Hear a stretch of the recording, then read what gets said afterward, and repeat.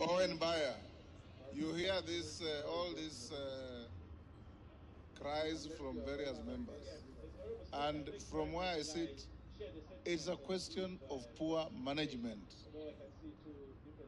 When somebody looks for a public job, be it a teacher, a policeman, they say, I am ready to work anywhere and everywhere. Then now you are crying that they are running away. How can somebody run away from his job without authority?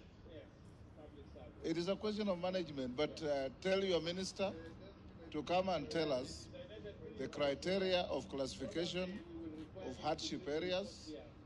The classic case of Jared Okello. If you know the geography of his area, Ahero is not hardship. Nyakach, which is even a better area than Ahero, is classified as hardship. That's what he has been telling us here. Muhoroni, which is a settlement, very productive agricultural area, is hardship. Ahero, ravaged by floods every year, is not. That is the kind of issue that you should be dealing with.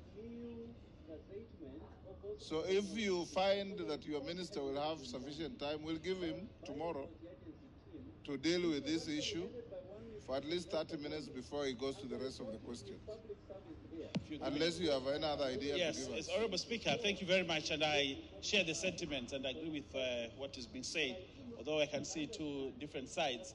But Honorable Speaker, my thinking is that the Minister for Interior may not be the right person. The Ministry for Public Service.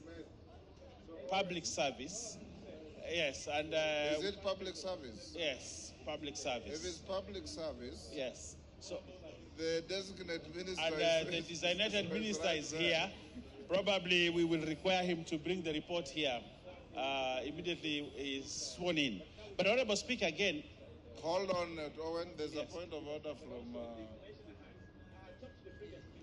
Honorable Speaker, what we are talking to now, or about now, concerns a report that was done by a multi-agency team that was headed by Public Service, Honorable Speaker.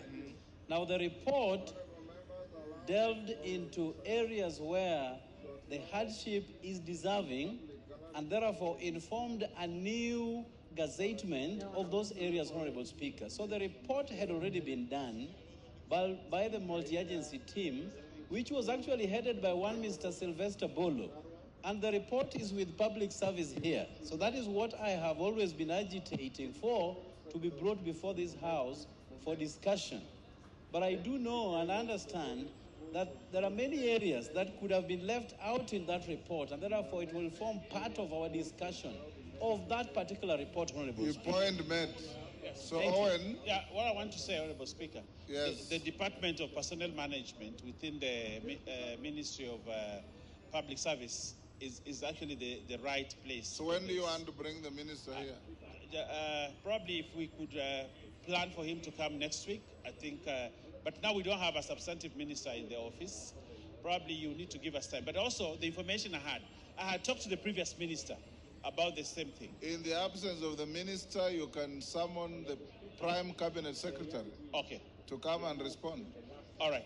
So much obliged. We'll write to the Cabinet Secretary, the Prime Cabinet Secretary, to come and respond on the same, Honorable Speaker. Thank you.